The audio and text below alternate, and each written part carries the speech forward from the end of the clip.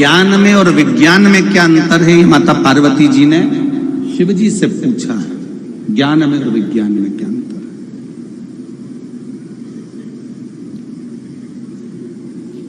हमारा सनातन धर्म यह नहीं कहता कि आप विज्ञान को मत मानो,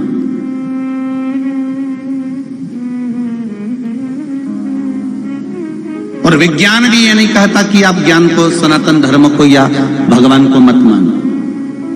जिस समय वेंटिलेटर पर पड़ा हुआ व्यक्ति अंतिम सांसें गिन रहा होता है, तब डॉक्टर, जो विज्ञान को मानने वाले हैं, वो डॉक्टर भी कह देते हैं कि अब उसके हाथ में है। मतलब डॉक्टर को भी मालूम है कि ये डॉक्टर हो रहे हैं। विज्ञान को मानने वाला विज्ञान को मानता है और ज्ञान को मानने वाला भी विज्ञान को मानता है।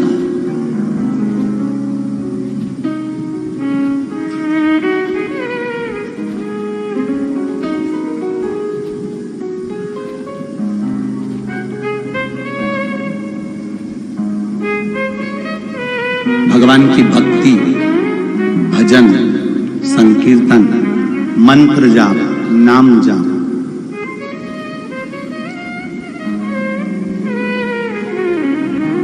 शिव जी से पार्वती जी ने पूछा ज्ञान और विज्ञान में कोई क्रम आप मुझे समझाइए। शंकर भगवान पार्वती जी को नंदी पर बिठा कर ले गए सीधे अमरनाथ की गुफा के अंदर, जिस गुफा में शंकर भगवान माता पार्वती जी को अमर तत्व की कथा सुना रहे। अमर तत्व की कथा। शिव जी ने कहा पार्वती, सांप एक है, अब आप भी उसको जरा सरलता से समझना। एक सांप, एक सर्प, सांप,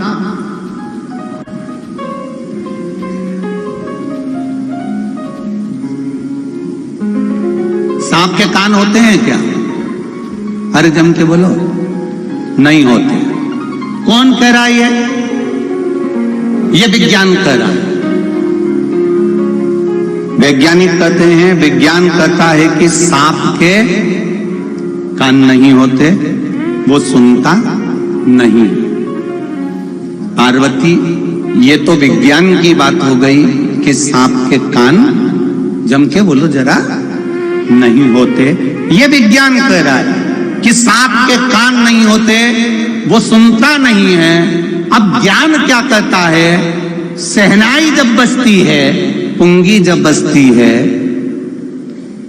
तो सांप, बोलो जम के बोलो, नाचता है कि नहीं नाचता?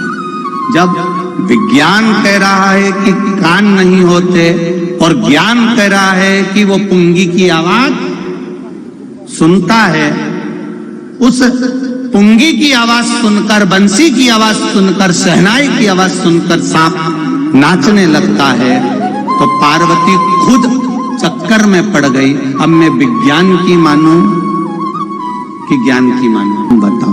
पार्वती खुद चक्कर में पड़ी है। विज्ञान कह रहा है कि कान नहीं होते, विज्ञान ने सर्च कर लिया, रिसर्च कर लिया कि सांप कान नहीं होते, सांप कान से सुनता नहीं है। पर ज्ञान कह रहा है कि वो पुंगी बजाएगा, शहनाई बजाएगा और वो सांप लहराना प्रारंभ कर देगा। ये ज्ञान कह रहा है।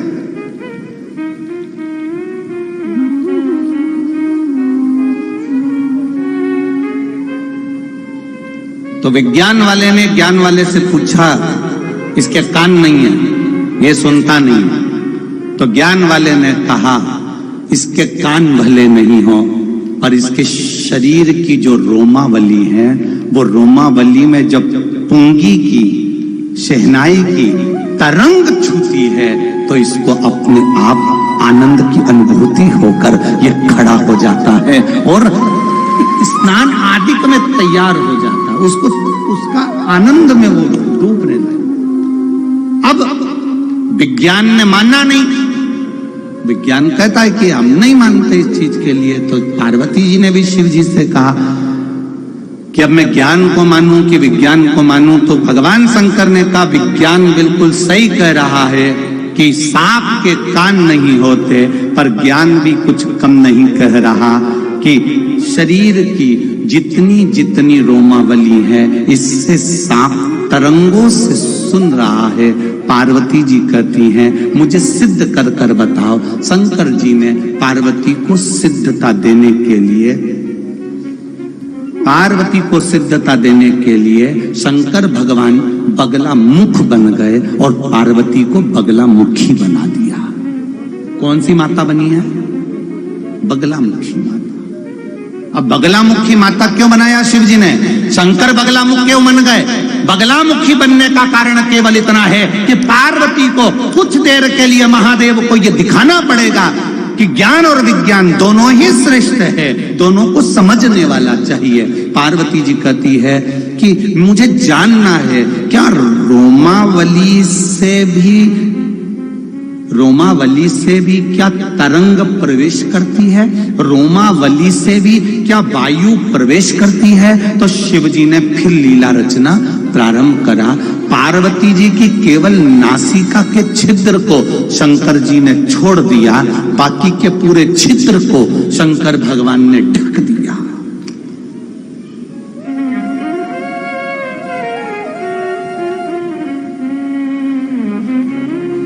पूरे छिद्र को ढक दिया। शरीर के जितने रोम थे शंकर भगवान ने एक एक रोम को ढक दिया।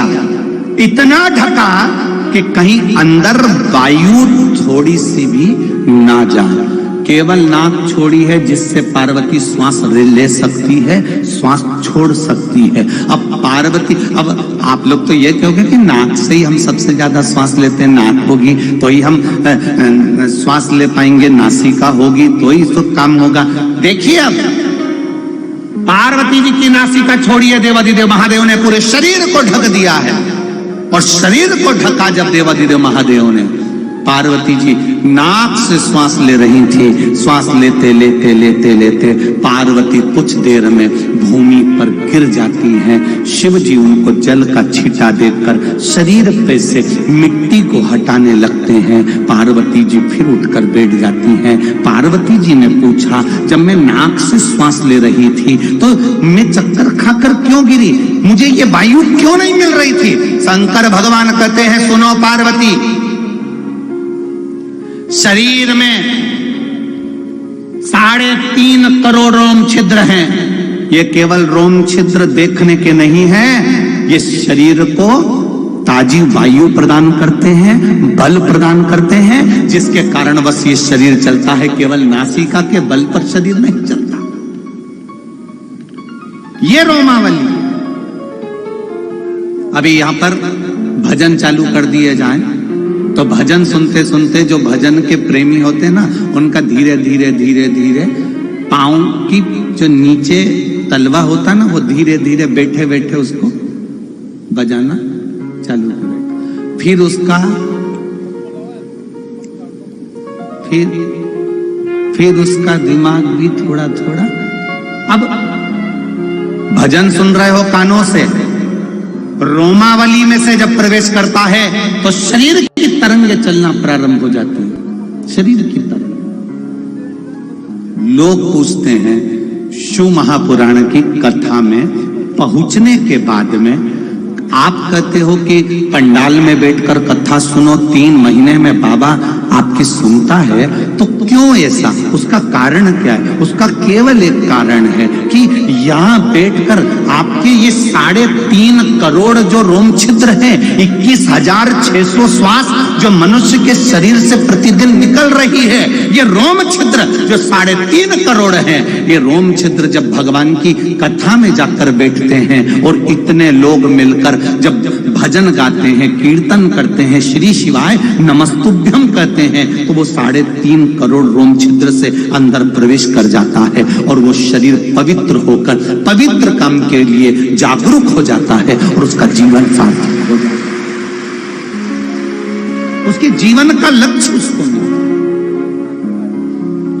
हम क्यों कहते हैं कि शंकर जी के मंदिर जाओ, 1 लोटा जल चढ़ाओ, बेलपत्री चढ़ाओ, चावल का दाना चढ़ाओ, 1 फूल की पंखड़ी चढ़ाओ, ये भी ना मने तो शंकर जी के मंदिर में सफाई करिए, आओ धोयाओ, पोछा लगा दो, झाड़ू लगा दो। इतना भी ना बने तो शंकर जी के मंदिर का शिखर का दर्शन कर लो। इतना भी ना बने तो 3 बार ताली बजाकर बम बम बोले बोल दो। इतना भी ना बने तो शंकर जी के मंदिर के सामने से निकलो तो मुस्कुरा कर निकल जाओ। इतने में भी महादेव कृपा कर देता है। केवल उसके दरवाजे की चौखट, केवल उसका स्पर्श, केवल उसका दीदार, केवल उसके दरवाजे का बल हमको मिलता है और हम बलवान बन जाते हैं।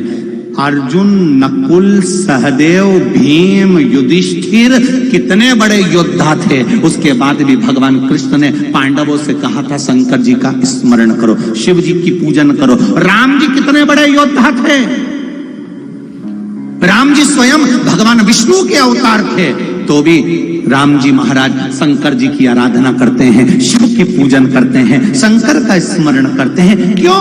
क्योंकि शिव की भक्ति से जो मिल सकता है वो दुनिया में कहीं नहीं मिल सकता, शंकर के सिवा कोई नहीं।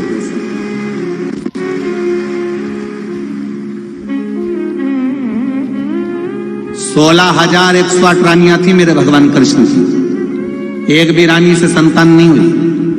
तब गर्गाचार्य बाबा के कहने पर उन्होंने एक एक रानी के साथ में 11-11 दिन तक शंकर जी की भक्ति करी। शिव जी प्रसन्न होकर वर दे दिए, तुम्हारी एक एक रानी से 11-11 संतान होगी। 10 लड़के 1 लड़की, 10 छोरा 1 छोरी, 10 मुलगा 1 मुलगी।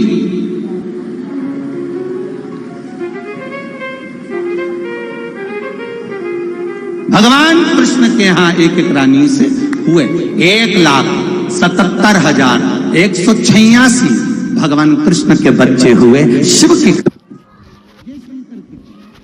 ये शंकर की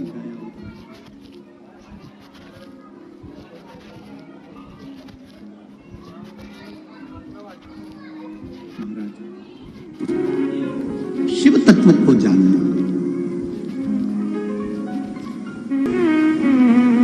ज्यादा नियम लगाओगे तो तुम दुखी हो जाओगे।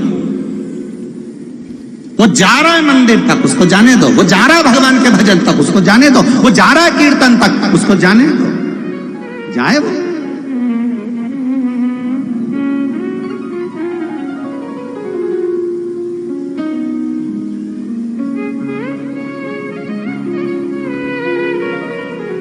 अब कोई कहे नियम, गुरुजी हम फिर कहेंगे। भगवान के दरवाजे तक जाने के लिए बहुत बहुत प्रयास करना पड़ेगा, तब कोई शिव के दरवाजे तक जाएगा।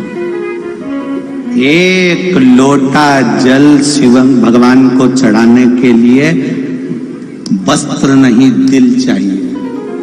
हम कौन से कलर के कपड़े पहने जिससे हमें भगवान मिल जाए?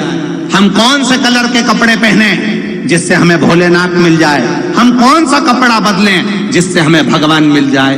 भगवान कभी कपड़े से नहीं मिलता, भगवान कलेजे से मिलता है। दिल बदलना पड़ता है, दिल बदलना। जब दिल बदलेगा तो ज्ञान अपनी जगह पर कह रहा है, विज्ञान अपनी जगह पर कह रहा है। ज्ञान भी कह रहा, विज्ञान भी कह रहा। समझ लो,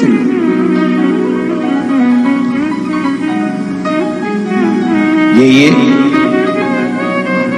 कुछ अनुभव ज्ञान के होते हैं और कुछ अनुभव विज्ञान के होते हैं। ना विज्ञान बुरा है ना ज्ञान बुरा है। ज्ञान से विज्ञान की प्राप्ति हुई है, ना कि विज्ञान से ज्ञान की प्राप्ति। एक पुलिस वाला थाने में बैठा था और एक व्यक्ति एक स्त्री के कपड़े में था। इतना घूंघट था, चूड़ी पहना था, पांव में पायल, बिछुड़ी, करदोनी, गजरा सब लगाया हुआ था। इतना इतना घूंघट डला हुआ था। वो व्यक्ति उस स्त्री को पकड़ के थाने में ले आया। वो महिला को पकड़ के थाने में लाया और महिला को पकड़कर थाने में लेकर आया और उसने थानेदार से कहा, सर साहब ये जासूस है, ये जासूस है। थानेदार बोला, तुम कैसे कह सकते हो कि जासूस है? अरे साहब, पहले तो ये औरत नहीं है, स्त्री नहीं है, ये नारी नहीं है, ये पुरुष है।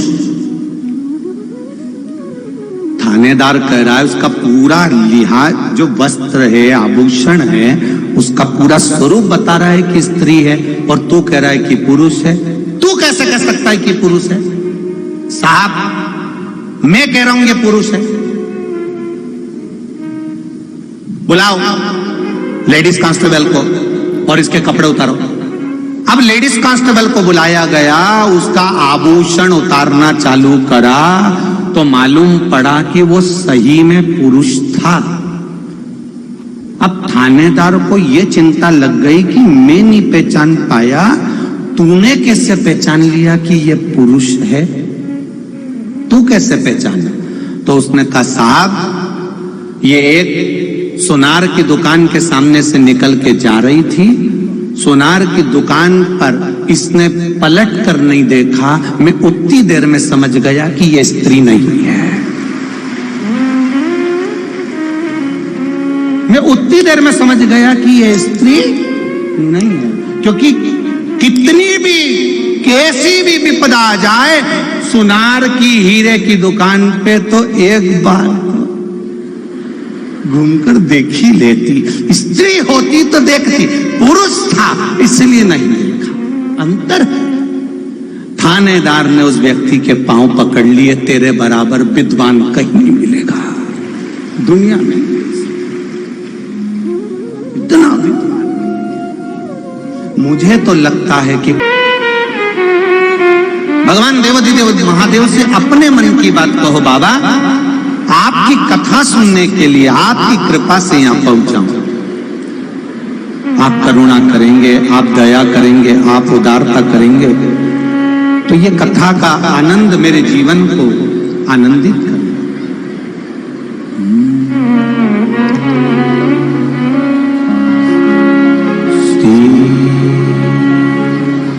शिवाय नमस्तुभ्यं,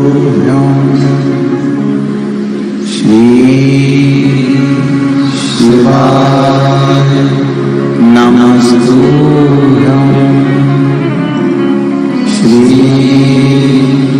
शिवाय नमस्तुभ्यं,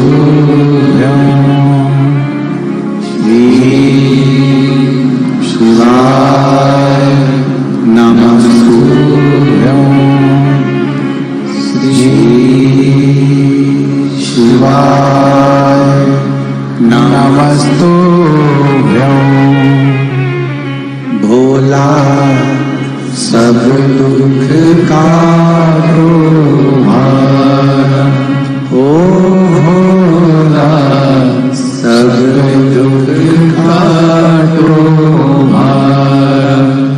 शिव शंकर जपो तेरी माला, भोले बाबा जपो तेरी माला, भोला सब दुख काटो मारा, ओ भोला सब दुख काटो मारा।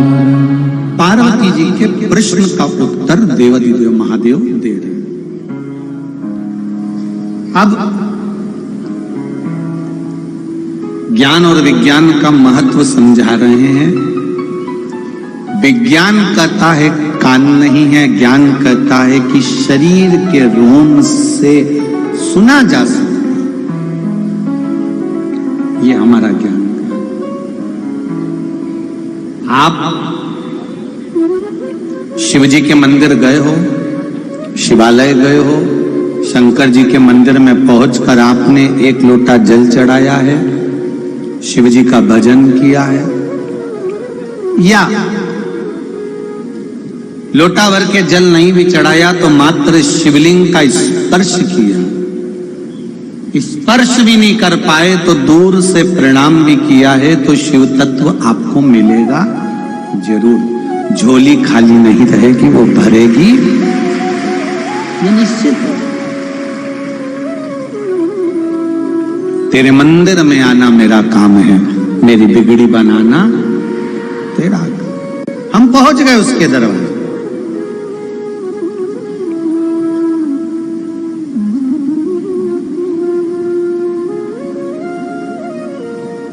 यहां इतने लोग बैठे हैं और मेरे परवणी के सारे भाऊ लोग बैठे हैं। इतने सारे लोग बैठे हैं। मैं पूछना चाहूं, क्या तुम सब अच्छे ड्राइवर हो? अरे बोलो तो जम के, सब अच्छे ड्राइवर हो क्या? यहां जितने बैठे हैं पुरुष लोग, जितने टीवी पर सुन रहे हैं, जितने मोबाइल पर सुन रहे हैं, तुम अच्छे ड्राइवर नहीं हो, फिर भी तुम अपनी पत्नी को, अपने बच्चों को गाड़ी में आराम से घुमाने ले जाते हो, घुमाने ले जाते हो। कथा तक भी तुम लेकर आ गए। कई कई तो ऐसे हैं जिनको गाड़ी नहीं आती तो भी यहां तक ले ही आए। कारण क्या है? उसका एक कारण है कि गाड़ी तुम चलाते हो, पत्नी बच्चों को तुम पर पूरा भरोसा है, पूरा विश्वास है। गाड़ी हम नहीं चलाएंगे, गाड़ी वो चलाएगा, लेकर वो जाएगा, भरोसा कर। अब तुमने भरोसा किस पे करा? कि सियोर वाला महाराज कथा में बोला है, और सियोर वाले महाराज ने भरोसा किस पे करा? कि वेद व्यास जी ने शिव पुराण में लिखा है। अब वेद व्यास जी ने किस पे भरोसा करा? तो क्यों उन्होंने बोला तो मैंने लिखा। भरोसा करा तो काम। एक पत्र आया, देखिए, देखो एक पत्र।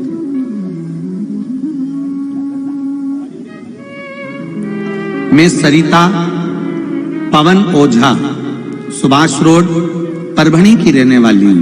कहीं बैठी हो तो हाथ हिला आती हैं, दोनों हाथ हिला दो एक बार। श्री शिवाय नमस्तुभ्यं।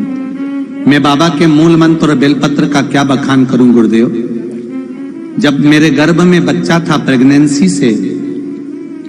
प्रेगनेंसी के समय से मुझे फिट्स आना प्रारंभ हो गए थे, मिर्गी के दौरे आना प्रारंभ हो गए थे। मैं तकलीफ में रहने लगी, परेशान थी, बल्कि मेरे बच्चे भी परेशान थे। कभी कोई मुझे अकेला नहीं छोड़ता था। फिर मैंने ये फिट्स जो है मेरी प्रेगनेंसी के समय से आ रहे थे, लगातार 10-12 दिनों में लगातार आते ही जाए। मेरे घर के लोग भी परेशान हो गए, मैं भी परेशान हो गई। ये मिर्गी, ये फिट्स कहां से चालू हो गए? निकल गया समय, सालों हो गए, पर वो बंद नहीं हुआ। गुरुदेव, अब क्या करती?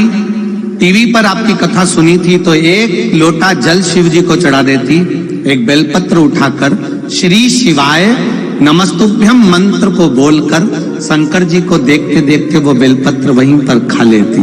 गुरुदेव, बाबा से प्रार्थना करती, बाबा मुझे संभाल लो, और बाबा की कृपा से गुरुदेव 1.5 साल हो गया, मेरे फिट्स आना बंद हो चुके हैं। शिव की कृपा। बैठिए बहन, हर हर महादेव। शिव कृपा इसी को कर।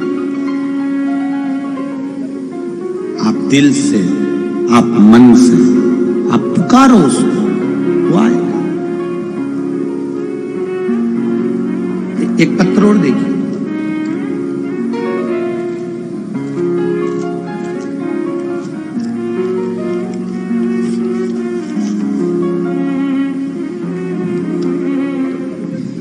मेरा नाम कल्याणी रघुनाथ चारे है। मैं जिला बंकी अंबाजोगाई से आई हूँ। बीड़, जिला बीड़ अंबाजोगाई से आई हूँ। कहीं बैठी हो तो हाथ हिलाइएगा, जहां कहीं भी बैठे हो। मेरे पापा की किडनी में बहुत साल से पथरी हो गई थी और किडनी पर सूजन रह रही थी। किडनी के पास में पथरी होने के कारण बस शरीर भी बेकार होता चले जा रहा था। डॉक्टर ने बोला कि इनका ऑपरेशन करना पड़ेगा, पथरी निकालना पड़ेगा। मैंने आपकी कथा मोबाइल पर सुनी, पशुपतिनाथ का व्रत करना प्रारंभ करा, सफेद दुर्वा का प्रयोग आपने बताया था वो करना प्रारंभ करा, बाबा को शिव जी की बेलपत्र देना प्रारंभ करी और बाबा की ऐसी कृपा हुई कि उनकी किडनी पे से पथरी चूर चूर होकर निकल भी गई और वो अब ठीक हैं, कोई तकलीफ नहीं। ये शिव तत्व, ये शंकर। आप करो भजन उसका, आप करो स्मरण उसका, वो आपको साथ देगा।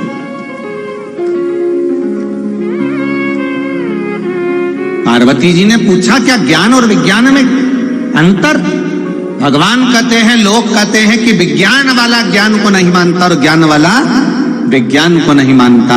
शिव जी कहते हैं ज्ञान से विज्ञान की प्राप्ति हुई है, ऐसा नहीं। हमारे संत, हमारे साधु, हमारे गुरुजन, हाँ ये जरूर है, आप भजन करो पर छल मत करो। जल चढ़ाते समय छल की जरूरत नहीं पड़ती। आप भजन करो, आप कीर्तन करो, आप मंत्र जाप करो, पर उसमें दिखावा ना करें।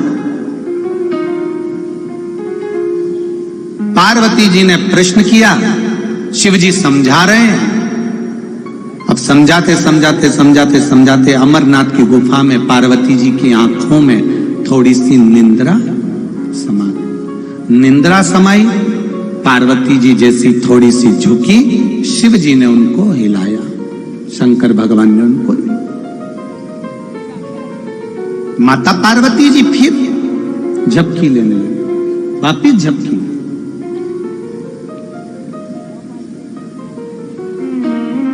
फिर किसी ने हिलाया, शिव जी ने फिर हिलाया।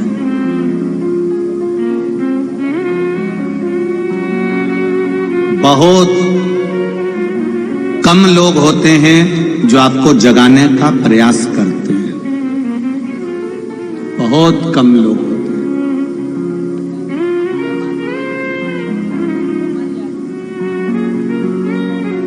जो आपको जगाने का प्रयास करते हैं।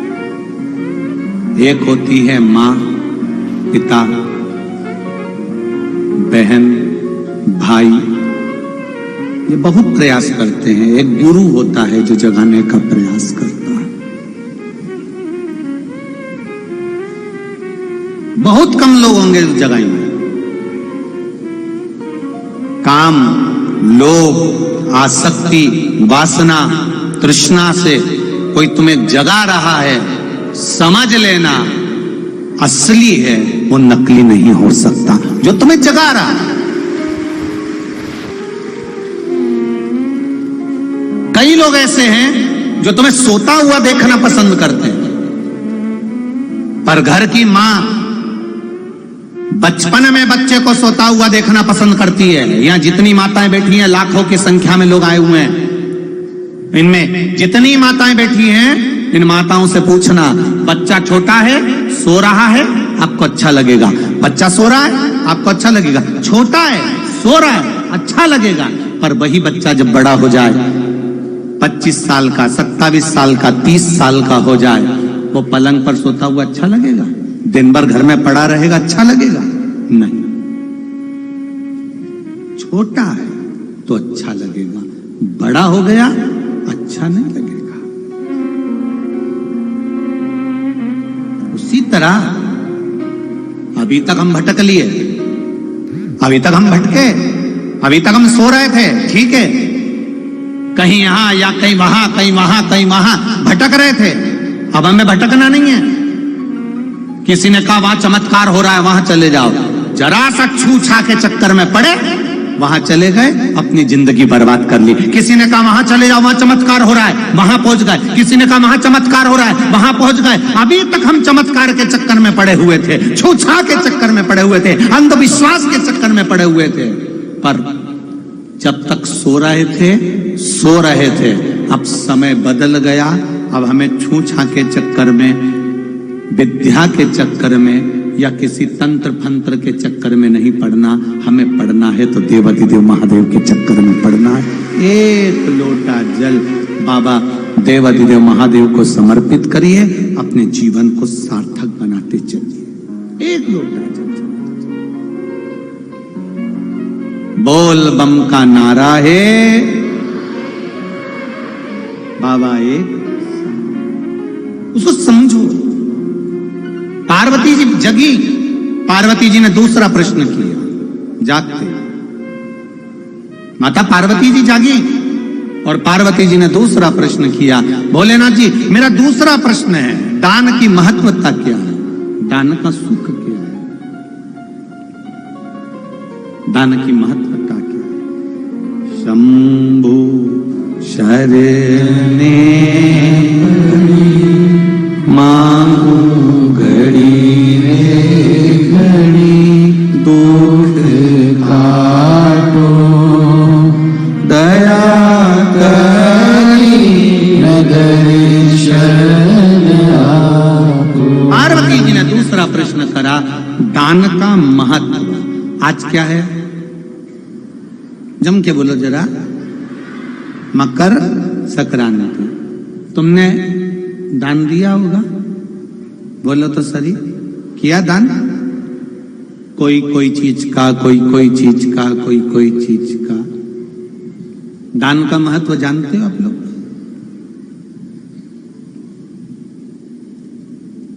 आज के जमाने में लोग दान कम करते हैं, घर का कचरा ज्यादा साफ करते हैं।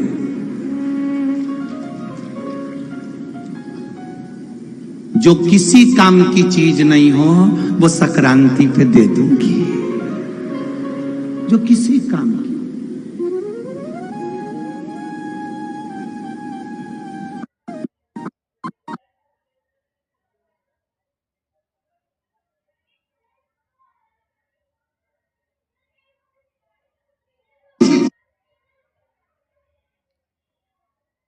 बहू को दे दी, और अच्छी थी बेटी को दे दी। साड़ी बेकार थी, परभणी में हो रही थी श्रीमद् भागवत, बोल दो बोल दो। पन्नी में पैक करी, रुक्मणी जी के कन्यादान, रुक्मणी जी के कन्यादान में दे दी। अब तुमने क्या सोचा, जो साड़ी कोई नहीं पहने वो तुमने रुक्मणी के कन्यादान में दी, और सोचा कथा वाले महाराज की पत्नी पहन लेगी, महाराज की पत्नी ऐसी पहने, ऐसी। दादा महाराज पहन ले पर जगदम्बा नहीं पहने। इस भरोसे में मत रहना हो। वो पहचान, एक पति पत्नी के घर में मक्खी घुस गई, बहुत सारी मक्खी घुस गई। अब घुस गई ढेर सारी, तो उन्होंने दोनों ने विचार करा मक्खी मार, पत्नी दोनों मक्खी मार। पत्नी एक हाथ मक्खी नहीं लगी और पति 4 मक्खी मार दिया। पति 4 मक्खी मार कर पत्नी के देख 4 मार। इसमें से 2 स्त्री है 2 पुरुष है। अब पत्नी भी बाल को जाने लगी। तुम इतने विद्वान कब से हो गए कि मक्खी को पहचान गए कि कौन सी मादा है कौन सी नहीं? तुम कैसे कह सकते 2 स्त्री पति वो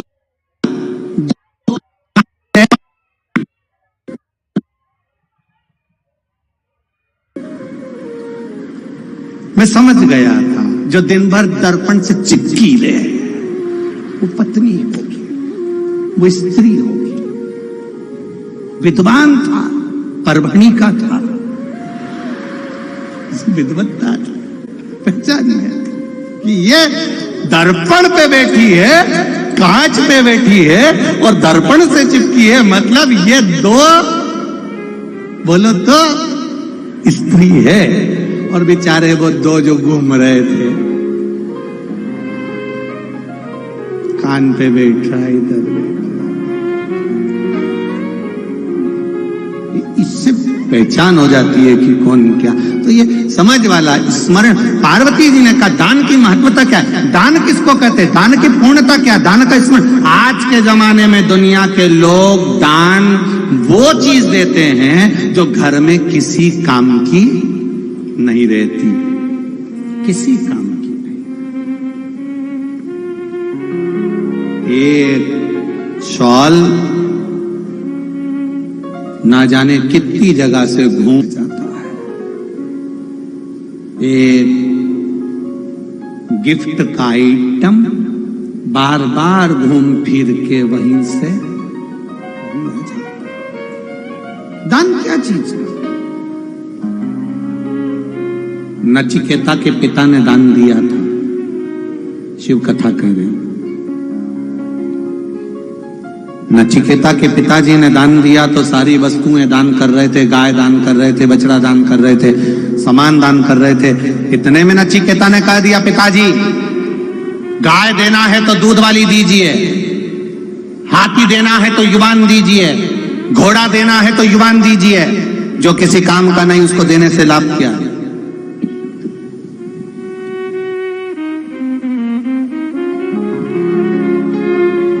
जो किसी काम का है ही नहीं उसको देने से लाभ क्या।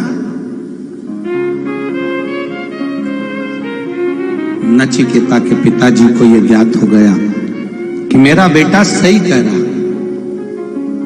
जो अपनी प्रिय वस्तु है, अपने को जो प्रिय है, दान उसका किया जाता। दान का मतलब यह नहीं होता कि जो किसी काम का नहीं हो। अभी संक्रांति पे माताएं 13-13, 12-12 कितनी चीज बांटती हैं, 13-13 सामान बांटती हैं। सामान वाले के यहाँ जाती हैं, सामान लेकर आती हैं और वहां भी पूछ कर लेकर आती हैं। 5-5 रुपए वाला है, 5-5 रुपए वाला। अब 5-5 रुपए का वो डब्बा, वो सामान किस काम का। यहाँ जितने लोग बैठे हो तुम्हारे घर में, वो संक्रांति का सामान पिछले साल का अभी तक कहीं ना कहीं पड़ा है, और ये भी सामान कहीं ना कहीं पड़ा रहेगा, फिर वो सामान कहीं ना कहीं पड़ा रहेगा। शिव महापुराण की कथा कहती है, दान उस वस्तु का होना चाहिए जो तुम्हारे लायक हो, तुमको प्रिय हो, तुम्हारे आनंद के अनुकूल हो।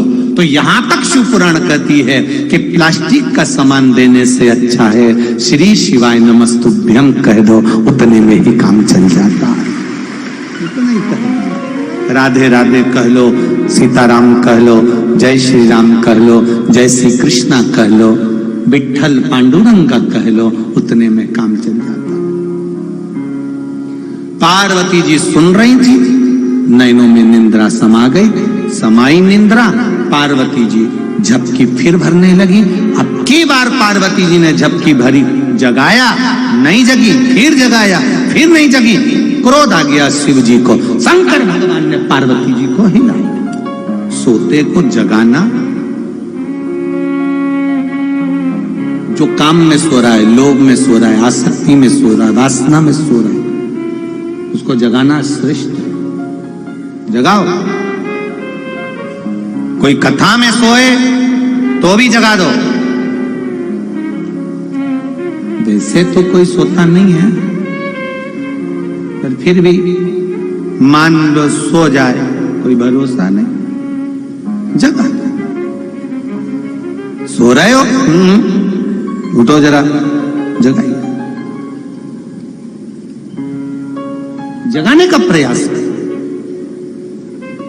पार्वती जी को जगाया, शिव जी को क्रोध आ गया और देवाधिदेव महादेव ने कहा, पार्वती बार बार तू झरोके ले रही है, बार बार झोंके मार रही है, सो रही है। पार्वती जी ने कहा, भोलेनाथ जी मैं सो नहीं रही, मैं नहीं सो। शिव जी कह रहे हैं, पार्वती एक मछली जैसे, एक मछली जैसे बार बार लहर मारती है, झोंका मारती है, तो उस तरह से मार रही है। और मुझके मेरे सामने तू कह रही है कि मैं सो नहीं रही हूं। मैं देख रहा हूं पार्वती, जा। अपने पति से ज्ञान की बात सुनने की जगह तू नींद ले रही है। वक्ता, परसों की कथा, वक्ता समझाए और तुम समझ गए तो अच्छा है, नहीं समझोगे तो वक्त समझा देगा और वक्त समझाएगा तो रो रो के समझाएगा। वक्त समझाएगा पर वो रो रो के समझाए। वक्ता समझाए, समझ।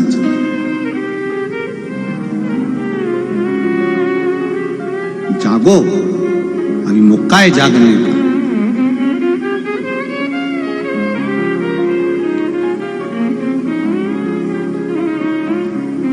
यहां पर गश्ती लगाने वाले आते कि नहीं आते मालूम नहीं। हमारे शहर में सीहोर में रात्रि के समय सीटी बजाने वाले आते हैं, आधी रात को सीटी बजाते हैं, चिल्लाते हैं डंडा बजा के, जागते। अरे बोलो तो जागते रहो। आधी रात को चिल्लाते हैं जागते रहो, तो भी कोई जागता है? इधर मुंह करके सो रहे थे, इधर मुंह करके सो जाते, और कोई नहीं जागता। रात को वो चिल्लाते हैं और दिन में कथाकार चिल्लाते हैं। रात को अगर नहीं जागे तो तुम्हारा धन चोर चुरा कर ले जाएंगे, और कथा में नहीं जागे तो तुम्हारी जिंदगी तुम नष्ट कर दोगे। जाग जाओ। वक्ता जगा रहा है, कथाकार जगा रहा है, कीर्तनकार जगा रहा है। तुम्हें जगाने का प्रयास। शंकर भगवान को क्रोध आया और देवादिदेव महादेव ने कहा दिया, पार्वती मैं तुझे श्राप देता हूं। तेरा पति तुझे ज्ञान दे रहा है, देवादिदेव महादेव तुझको समझा रहे हैं, और तुम मछली की तरह झरोका ले रही है। मैं तुझे श्राप देता हूं पार्वती, तू मछुआरन बनेगी। मृत्यु लोक में जाकर एक मछुआरन का जन्म पाएगी। ये मेरा श्राप है तुझे।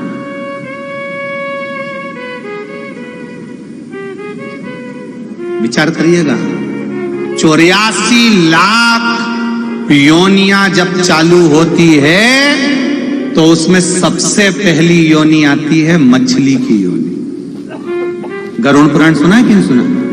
अरे बोलो तो जम क्या।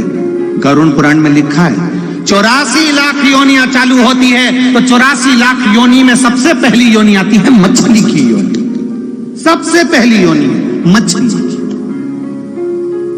तो किसी ने पूछा कि मछली की योनि सबसे पहले क्यों आती है? क्योंकि ये मनुष्य की योनि पाने के बाद पानी के मोल को नहीं समझती।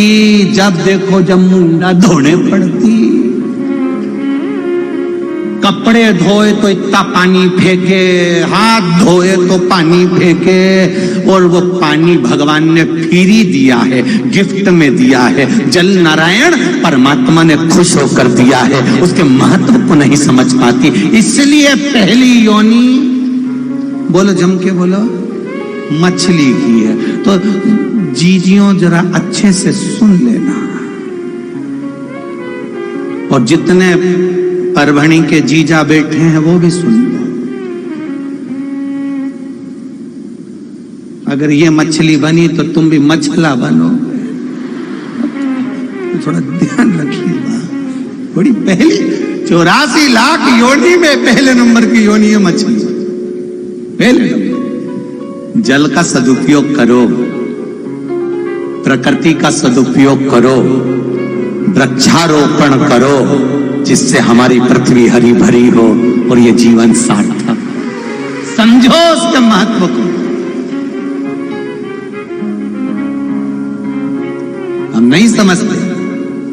जब कोरोना महामारी आई तब ऑक्सीजन की मशीन याद आई। इससे पहले कोई नहीं जानता था कि ऑक्सीजन की मशीन भी होना चाहिए। ऑक्सीजन की मशीन की तो जरूरत ही नहीं पड़ती अगर अपने पूरी कॉलोनी में पेड़ ही पेड़ लगे होते, वृक्ष वृक्ष लगे होते, तो फिर ये ऑक्सीजन की जरूरत नहीं पड़ती। जरूरत जब पड़ी, जब हमारी पृथ्वी पे से पेड़ कटना प्रारंभ हो गए, वृक्ष कटना प्रारंभ हो गए, वृक्ष समाप्त होने लगे, तब समझ में आएगा। मेरा श्राप है पार्वती तुझको, तू मछुआरन बनेगी। पार्वती जी की आंख से आंसू बहने लगे, मुझे क्षमा कर दो नाथ, गलती हो गई। पार्वती तू मेरा कहना नहीं मान रही, मैं तुझे कथा कह रहा हूं, सुना रहा हूं, और तू बार बार झपके ले रही है एक मछली की तरह। पार्वती की आंख में आंसू भर गया, क्षमा करो नाथ। शिव जी ने क्षमा नहीं करा। पार्वती जी पृथ्वी पर गईं। एक पेड़ के नीचे, वृक्ष के नीचे पार्वती जी छोटी सी कन्या के रूप में रोने लगी। कन्या के रूप में रो रही।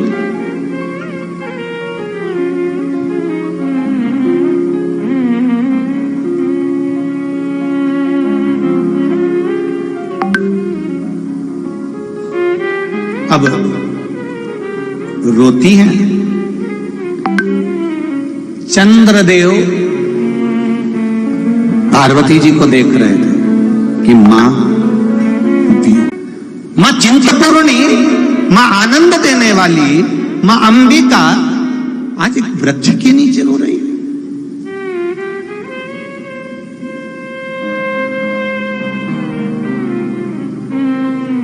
अश्रु का बिंदु नीचे गिर रहा था। चंद्रदेव ने उस अश्रु के बिंदु को मां के उठा लिया। अश्रु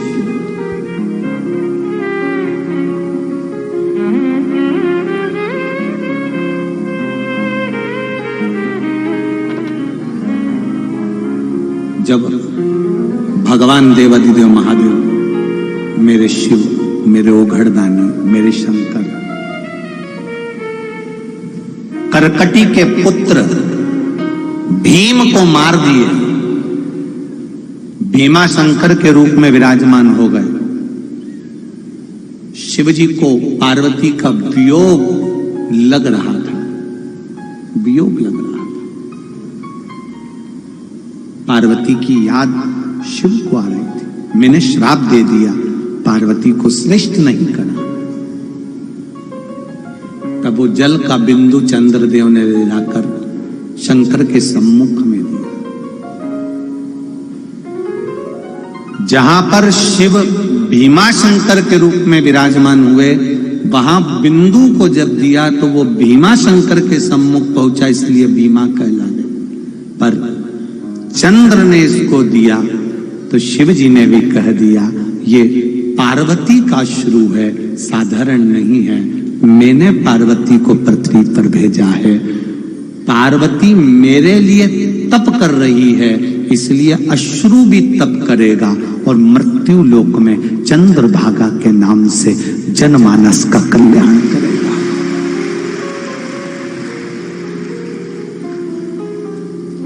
कब काम आया वो चंद्रभागा का तट, चंद्रदेव के हाथ का वो अश्रु। भगवान शिव ने कह दिया पार्वती को, तुम मछुआरन बनेगी। पार्वती छोटी सी कन्या के रूप में रो रही है, आंख से अश्रु बह रहा है, जल बह रहा है, गिर रहा।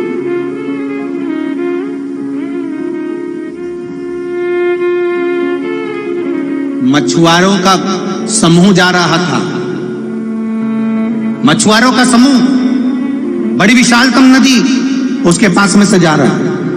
एक मछुआरों के सरदार ने उस कन्या को देख लिया, उठा लिया, उठाकर अपने घर ले गए।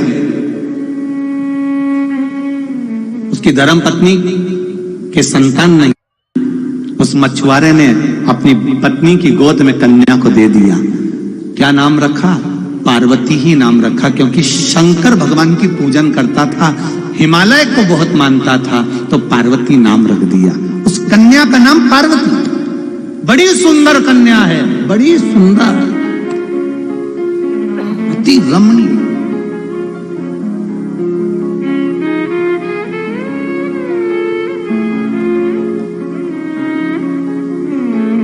दुनिया की सुंदर नदियों में जैसे मंदाकिनी है, सरस्वती है, गंगा है, गोदावरी है, नर्मदा है, ऐसी सुंदर नदियों में मां चंद्रभागा भी है। अति सुंदर है मां चंद्रभागा, अति वियोग।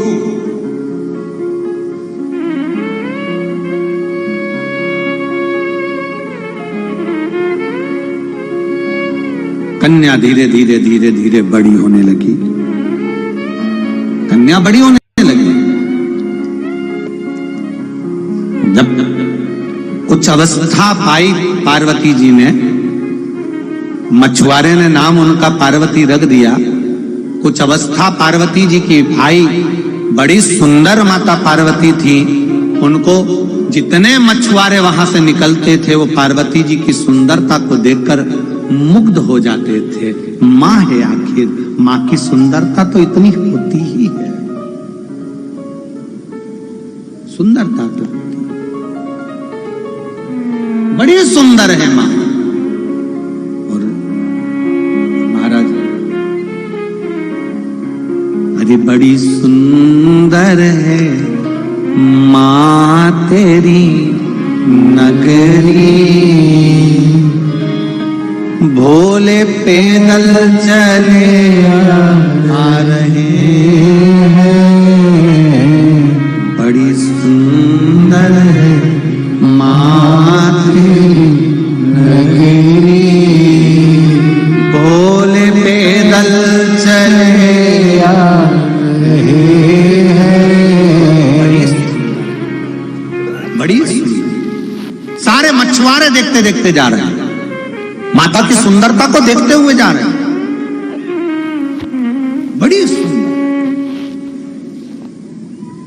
महाराज शिव कथा कर रही है। करोड़ों रुपए का, उससे तुम्हारी सुंदरता नहीं हो सकती।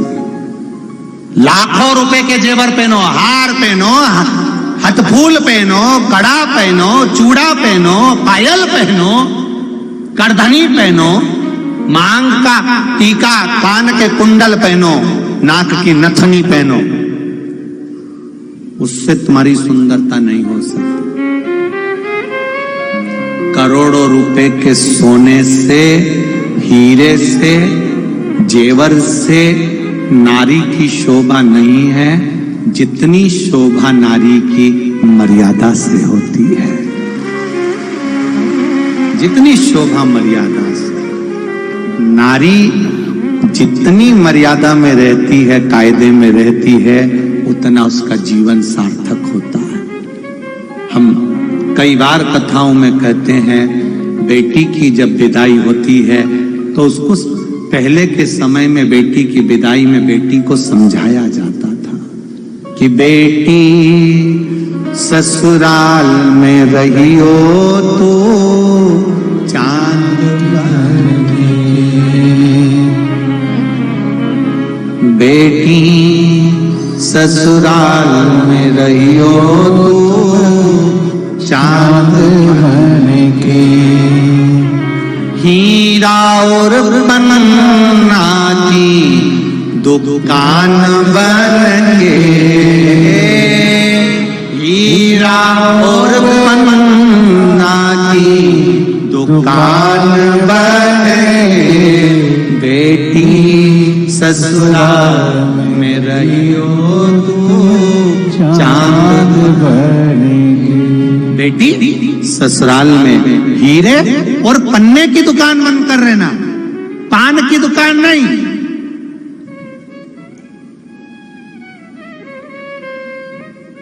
किराने की दुकान नहीं, कपड़े की दुकान नहीं।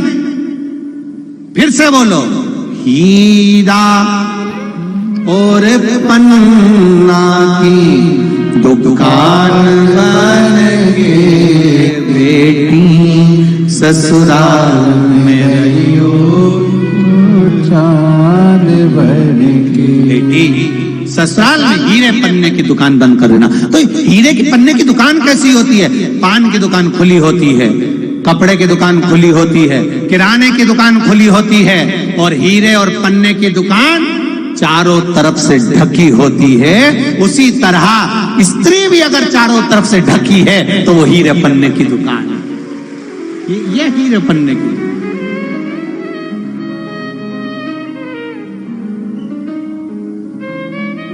अब आज का समय थोड़ा सा बदल गया। पहले इतना पल्लू चलता था, हमारे यहाँ मारवाड़ियों में तो आज भी रीति है, बुजुर्ग बुजुर्ग माताओं को देखो, बुजुर्ग माताओं को इतना पल्लू, फिर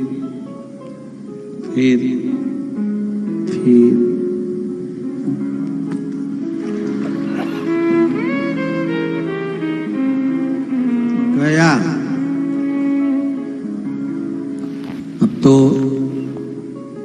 बहू 2 बार इतना पल्लू करती है, जब शादी करके आती है तब, क्योंकि मुंह दिखाई में सोने की रकम मिलती है, और दूसरी बार इतना पल्लू तब करती है जब घर में कोई बुढ़ा बुढ़ी मरे तब, क्योंकि आंख में आंसू तो एक भी नहीं आते, बस डिजाइन में अंदर से चिल्लाती रहती है। आंसू तो आना नहीं, केवल डिजाइन में चिल्ला रही है, केवल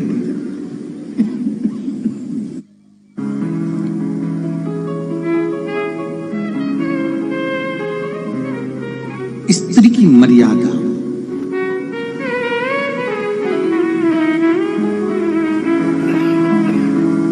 नारी की मर्यादा उसका आभूषण है, उसका आभूषण है नारी की मर्यादा। जितनी मर्यादा में रहेगी ना, उतना उसका आभूषण रहेगा।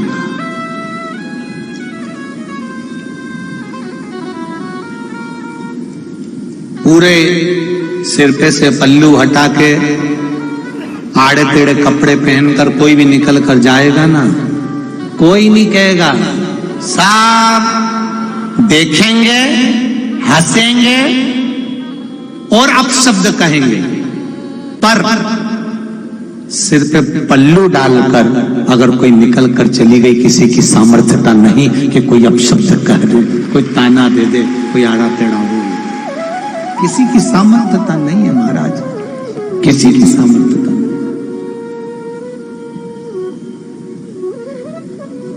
मर्यादा स्त्री की।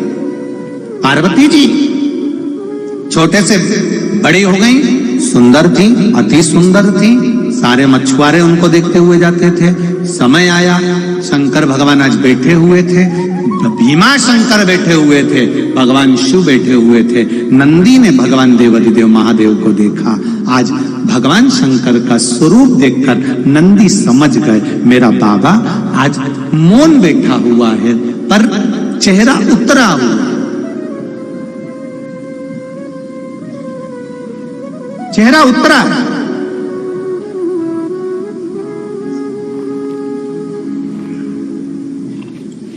एक छोटी सी बात के लिए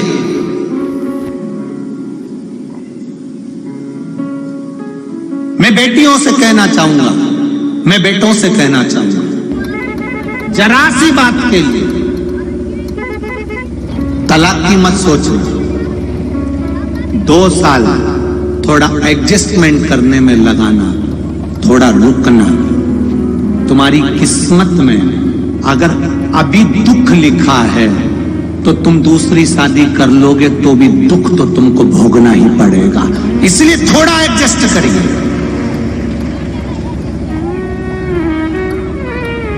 एकदम निर्णय मत लेना कि मुझे तलाक चाहिए, मैं इनके साथ नहीं रह सकती, मुझे अलग रहना है, मैं दूसरी शादी कर लूंगी, सुखी हो जाऊंगी। अंदाजे में मत रहना। जब पहली किस्मत में दुख लिखा है तो तू 4 भी शादी कर लेगी तो तेरी किस्मत में दुख लिखा रहेगा, इसलिए थोड़ा सा एडजस्ट कर चल, थोड़ा सा संभल कर चल। और कई पुरुष लोग कह देते, कई लड़के लोग कह देते, ये मेरे लायक नहीं है, मैं इसके साथ नहीं रह सकता, मैं इसके साथ नहीं रह सकता। तो अभी to तुझे जगदम्बा मिली है, आने वाले समय में चंद्र घंटा मिलेगी, तो क्या चिंता। थोड़ा एडजस्ट, थोड़ा।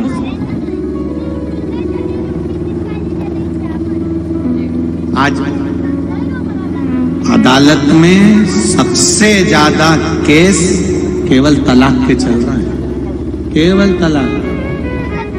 और कितनी कितनी लड़के को लड़की दिखाई, लड़की को लड़का दिखाया, 6 महीने तक फोन पे बात चली, रात के 3-3 बजे तक सोए नहीं,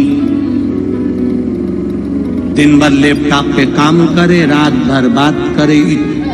इतना पहचाने थे, होटल में खाने गए, घूमने गए, फिरने गए, और बचा कुचा था तो आज के जमाने में एक नया फैशन आ गया, शादी के पहले कई विशेष जगह पे घूम के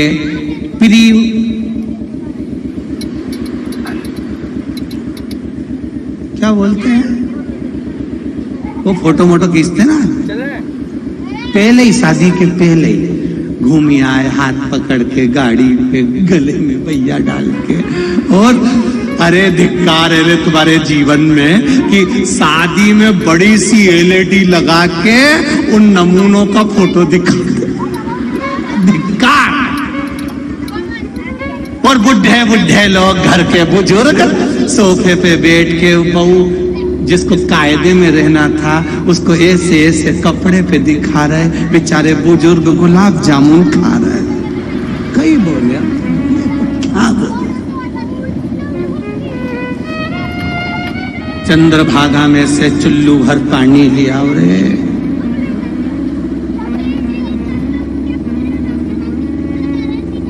तुमने तो नहीं करा ऐसा मीना?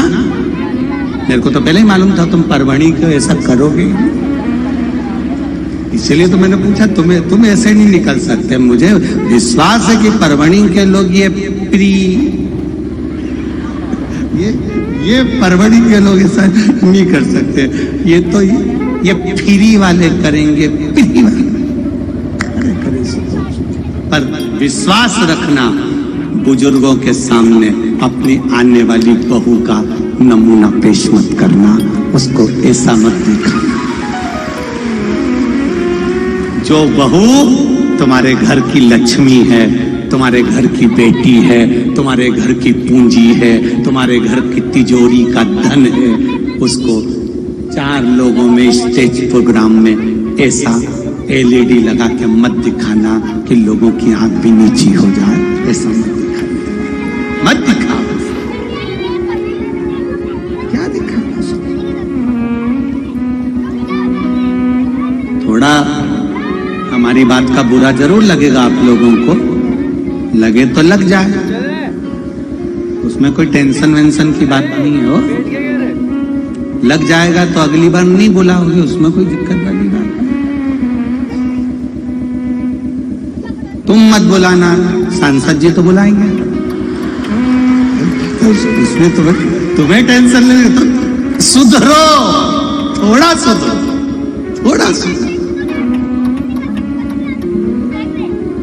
शिव जी का ध्यान नहीं, शंकर भगवान मौन है, शंकर भगवान का चेहरा उतरा हुआ है। शिव जी का चेहरा उतरा हुआ था, नंदी ने देख लिया। नंदी ने देखकर भोलेनाथ जी को पूछ लिया, बाबा आपका चेहरा उतरा हुआ है, क्या बात है? मेरे बाबा बोलते हैं मैंने पार्वती पर क्रोध कर दिया, उसको श्राप दे दिया, अब पछता रहा। थोड़ी देर का क्रोध आता है, पति पत्नी से शब्द कह देते, पत्नी पति से कह देते, गुस्से में आकर हर कुछ बोल जाते हैं। वो तो कहीं कहीं का पति हो तो थोड़ा सा समझ जाता है। एक पत्नी ने गुस्से में आकर कह दिया तुम तो जानवर हो, बेचारा समझदार पति था, उसने कहा बिल्कुल सही बोल रही है, तू मेरी जान और मैं तेरा वर, उसमें तू गलत नहीं बोल। वो तो कहीं कहीं का समझदार हो, तो उसने अपशब्द बोला, इसने पलट कर अपशब्द किया, उसने पलट कर अपशब्द बोला, उसने पलट कर अपशब्द किया। बाद में पछतावा हुआ कि हमने क्यों अपनी पत्नी को ऐसा बोल दिया, हमने क्यों अपने पति को ऐसा बोल दिया, मैंने क्यों अपने बेटे को ऐसा बोल दिया, बेटे ने क्यों बाप को ऐसा बोल दिया। फिर बाद में पछतावा होता है। जब क्रोध समाप्त हो जाता है तो शिव जी कह रहे हैं मैंने पार्वती को श्राप दे दिया, पर मुझसे वियोग सहन नहीं हो रहा, मैं क्या करूं?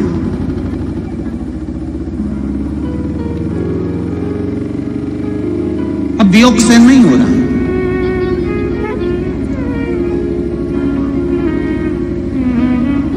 नंदी ने कहा तो पार्वती मैया को वापस क्यों नहीं ले आते भोलेनाथ जी? बाबा आप पार्वती जी को वापस ले आओ। शंकर भगवान बोले कि पार्वती को मैं कैसे लेके आऊं, क्योंकि मैंने उसको श्राप दिया, मैंने श्राप दिया। तो फिर पार्वती कैसे मिलेगी? शिव जी कहते हैं अब वो मछुआरन बन गई, मछुआरे की बेटी बन गई, अब तो उसकी शादी किसी मछुआरे से ही होगी, मछुआरे से ही उसकी शादी होगी। बिना मछुआरे के शादी नहीं हो सकती, पार्वती ऐसे नहीं आ सकती, उसको तो मछुआरे से शादी करना पड़ेगी। तो नंदी ने कहा तो फिर क्या करूं मैं, फिर एक काम करो ना बाबा, आप मछुआरा बन के क्यों नहीं चले जाते। शिव जी बोलते मैं और मछुआरा, हाँ। भगवान शंकर ने मना कर दिया, मैं नहीं बन सकता। नंदी ने लीला रचना प्रारंभ कर। नंदी जब पति और पत्नी का संबंध टूट रहा हो, अदालत में बात जा रही हो, तो मेरा बेटी के माँ बाप से भी निवेदन है और बेटे के माँ बाप से भी निवेदन है कि इन दोनों को कैसे भी जोड़ने का प्रयास करना, भड़का कर जहर घोलकर अलग करने का प्रयास न करना।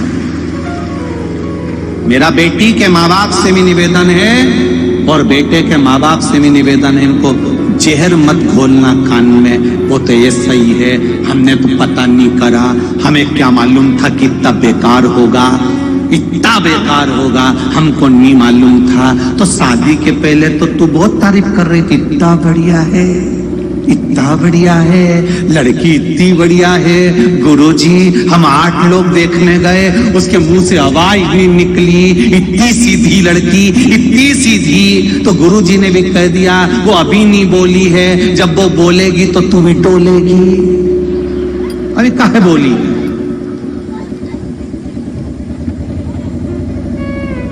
पति पत्नी में झगड़ा हो रहा है, अदालत में बात चल रही है, मेरा बेटी के माँ बाप से और बेटों के माँ बाप से निवेदन है, थोड़ी देर समझाना अपनी बेटी को, कहना तू ज्यादा पढ़ गई है, तू बड़ी नौकरी कर रही है, सर्विस कर रही है, तेरी एजुकेशन अच्छे कॉलेज में हुई है, हम जानते हैं तू उस लेवल की है, लड़का हो सकता है तेरे लेवल का नहीं हो, पर बेटा मान लो तलाक होने के बाद हम दूसरी शादी करें और वो भी ऐसे ही निकल जाए तो क्या गारंटी है। इसलिए बेटा एक बार फिर सोच ले, कोई बात नहीं, थोड़ा समझने में देरी लगेगी बेटा, 2-4 साल रुको, आराम से उसको एडजस्ट करो, लड़के को भी समझाओ बेटा बेटी ऐसी नहीं हो सकती, हम शादी के पहले उससे मिले, वो लड़की ऐसी नहीं हो सकती, हो सकता है किसी के शिकायत में आ रही हो सकता है उसको ज्यादा बोलने की आदत हो सकता है वो अकेली रही है इसलिए एडजस्टमेंट सबके साथ नहीं कर पा रही है। बेटा थोड़ा समझो, थोड़ा धीर बांधो, दोनों को समझाना हमारी जिंदगी का एक आनंद होगा। पर हम क्या करते हैं, जितना बन सकता उतनी और मिर्ची झोंक देते हैं, और जहर और जहर और जहर झोंक झोंक कर पूरे परिवार को तहस नहस कर देते हैं। आज के जमाने में 50% शादियां सही चल रही है और 50% शादियां अदालत में चल रही है आज के समय।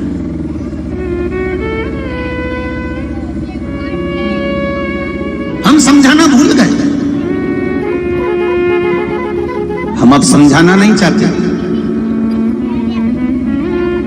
नंदी समझाना चाह रहा था, भोलेनाथ जी नहीं समझे तो नंदी ने चाल चली, नंदी ने चाल चलना। कभी कभी माँ बाप को चाल चल देना चाहिए। एक लड़की डॉक्टर की बेटी अपने पति के साथ सही से नहीं रह पा रही थी, तो उसने अपने पापा से कह दिया, पापा मैं अपनी सास के साथ नहीं रह सकती, वो बहुत गंदी है, बहुत आड़ा टेढ़ा बोलती है, मैं उसके साथ नहीं रह सकती। पापा या तो मुझे जहर दे दो या मेरी सास को जहर दे दो। पिताजी ने देखा कि बेटी को बहुत क्रोध आ गया है। पिताजी ने कहा, बेटा 3 महीने की पुड़िया बनाकर दूंगा, एक एक पुड़िया सास की चाय में मिलाकर पिलाते जाना, तुझे मारने की जरूरत नहीं पड़ेगी। एकदम जहर दे देंगे तो सास मर जाएगी, नाम अपना खराब हो जाएगा। पुड़िया डालना चाय के अंदर, धीरे धीरे स्लो स्लो पाइजन चलता रहेगा। पर एक बात याद रखना बेटा, 3 महीने में सास मर जाएगी, पर तू 3 महीने सास की अच्छे से सेवा, बस 3 महीने तो करना है, कर दूंगी, कैसे भी एडजस्ट करूंगी, वो कितना ही बोलेगी मैं नहीं बोलूंगी, 3 महीने तुम पुड़िया दे दो। बेटी को 3 महीने की पुड़िया बनाकर दे दी, चाय में मिलाती, सास को देती। सास कुछ भी कहती, वो कुछ जवाब नहीं देती, अच्छे से रहती। सास को भी लगा जब से मायके से आई है थोड़ा बदल गई है। सास ने भी बोलना बंद कर दिया। 1.5 महीना निकल गया। सास ने कहा बेटा त्योहार आ रहा है, चल मैं तुझे बाजार ले चलूं। सास उसको बाजार ले गई, साड़ी दिलाई, रकम दिलाई, पाँव की चप्पल दिलाई, सब दिलाकर लेकर आई। सास और बहू में धीरे धीरे प्रेम बढ़ने लगा। 15 दिन की दवाई और रह गई थी कि बहू दौड़कर अपने मायके पहुंच गई। पापा कुछ भी करो पर मेरी सास को मरने मत देना, मेरी सास जैसी कोई सास नहीं। पिता ने कहा बेटी मैंने उसको मरने के लिए कोई दवाई नहीं दी, मैंने तो केवल तुम दोनों का प्रेम बढ़ाने के लिए भगवान शंकर से प्रार्थना करी थी कि इनका प्रेम बढ़ जाए, बस वही ड्यूटी थी। वो प्रेम बढ़ा। हम नफरत देख रहे हैं, तुम प्रेम बढ़ा। नंदी ने प्रेम बढ़ाया। नंदी एक बड़ी मछली का रूप लेकर भीमा नदी में कूद गया। नंदी एक बड़ी मछली का रूप लेकर नदी के अंदर प्रवेश कर गया। नंदी नदी के अंदर प्रवेश करा। मछुआरे अपनी नाव लेकर जा रहे थे, जाल बिछाते थे। जो जाल मछुआरे बिछाते थे, नंदी वो मछली का रूप रखकर, बड़ी मछली का रूप रखकर पूरे जाल को काट देता था, नाव को पलट देता था। कई मछुआरे मरने लगे, जाल कटने लगे, सब तरह हाहाकार मचने लगा। सारे मछुआरे चिल्लाने लगे हमारी नाव पलट रही है, जाल काटे जा रहे हैं। एक मछली नदी के अंदर आ गई जो सही नहीं है, करे क्या? सबने सरदार से कहा। सरदार ने कहा जो उस मछली को पकड़ लेगा या उस मछली को मार देगा जो मेरे मछुआरों को परेशान कर रही है, मैं अपनी सुंदर कन्या पार्वती का विवाह उसी के साथ कर दूंगा। सुंदर कन्या पार्वती का विवाह उसके साथ कर दूंगा। अब सारे मछुआरे मारने के प्रयास करने लगे पर मछली किसी के हाथ में नहीं आती। तब देवताओं ने भगवान शिव को पुकारा। शंकर भगवान मछुआरा बनकर आए, बड़ा सा जाल बिछाया, नंदी उसमें फंस गए, लेकर आए। मछुआरे ने हाथ जोड़कर कहा आप तो शिव के अवतार लगते हो, हम सबको बचा लिया आपने, आपके साथ मेरी बेटी पार्वती का विवाह करता हूँ। और पार्वती का विवाह शिव के साथ कर दिया। शंकर भगवान ने कहा पार्वती तुम मछुआरन बनी, मैं मछुआरा बना। पार्वती तुम्हारे रुदन के एक बिंदु से चंद्रभागा को प्रागट्य मिला। सुनो पार्वती, ये जीवन का एक सुख है जो चंद्रभागा के प्रागट्य की जन्म की कथा को श्रवण करेगा। शंकर भगवान कहते हैं उसको फिर मृत्यु लोक में जन्म नहीं लेना पड़ेगा, वो मेरे घाट पर पहुंचेगा, मेरे कैलाश पर पहुंचेगा, फिर उसके जन्म का कोई कारण ही नहीं। आज मकर संक्रांति पर आप सबने जो चंद्रभागा के एक आनंद की कथा को सुना है, आपका जीवन सार्थक हो, जीवन की सार्थकता। खूब दान करो, पुण्य करो, माघ का महीना चल रहा है, अपने बड़ों का आदर करो, सास ससुर का सम्मान करो। तिल्ली के लड्डू में जैसे तिल्ली बिखरी हुई रहती है और गुड़ उसमें लगाकर सबको जोड़ लेता है, मेरा बहुओं से निवेदन है तुम वो गुड़ बनना कि पूरे परिवार को जोड़ लो, ऐसा लड्डू बन जाओ। आपसे केवल इतना निवेदन। जितने लोग आज मकर संक्रांति के अवसर पर सीहोर कुबेरेश्वर धाम के गौशाला के लिए, मंदिर के लिए, वृद्धाश्रम निर्माण के लिए जो दान दिए हैं उनको बहुत साधुवाद। आप सब लाखों की संख्या में यहाँ कथा सुनने आए हो, आपको साधुवाद। मकर संक्रांति की बधाई देते हैं और भगवान श्री गणेश जी महाराज को लेकर शिव पार्वती आ रहे हैं, जोरदार ताली बजाकर स्वागत करें आनंद के साथ। चंद्रभागा शिव महापुराण की कथा 2 दिन और बड़े आनंद के साथ श्रवण करेंगे। कल और परसों का आनंद रहेगा।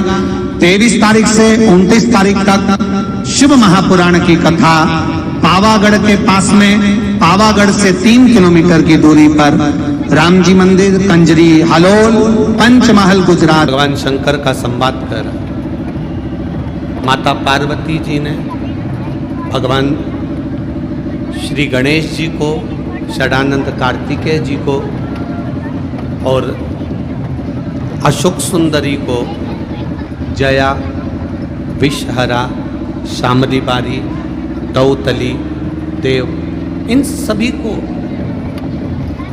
एक संस्कारों के जल से सिंचित करा। इसलिए आज भी शिव महापुराण की कथा बड़ा सुंदर भाव व्यक्त करती है। जो ये बेलपत्र होती है, इस बेलपत्र का जो पीछे वाला जो भाग होता है, जरा ध्यान से सुनना, कथा निकली है तो आपके जीवन को संवारने के लिए निकली है। अश्वत्थामा शिव महापुराण की कथा का बेलपत्री का जो ये पीछे का जो भाग होता है, ये पीछे की जो डूट होती है, पीछे का जो भाग होता है,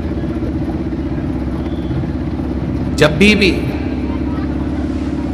हमको ये महसूस होता है कि हमारे बच्चे जब गलत मार्ग की ओर जा रहे हैं, मदिरा की ओर जा रहे हैं, व्यसन की ओर जा रहे हैं, मांसाहार की ओर जा रहे हैं, गलत मार्ग की ओर जा रहे हैं, तब बेलपत्र का जो पीछे का जो भाग होता है, इस भाग को हम अशोक सुंदरी वाली जगह पर समर्पित करते जाते हैं और उसी भाग को उठाकर हम बेलपत्री के वृक्ष के नीचे पुनः डाल देते हैं। शिव जी पे चढ़ाया गया जल, शंकर जी पे चढ़ाई गई एक बेलपत्र उठाकर लाकर, जो व्यसन में डूबा हुआ होता है, गलत मार्ग की ओर जा रहा है, गलत संगत की ओर जा रहा है, व्यसन में डूबा हुआ है, उसका मार्ग विभाजित हो गया है, हम उसको देने का प्रयास करते हैं और उसको समझाने का भी प्रयास करते हैं कि देखो शिव तत्व की ओर चलो, भगवान के गुणगान की ओर चलो। शंभु शरणे पड़े मांगू घड़ी।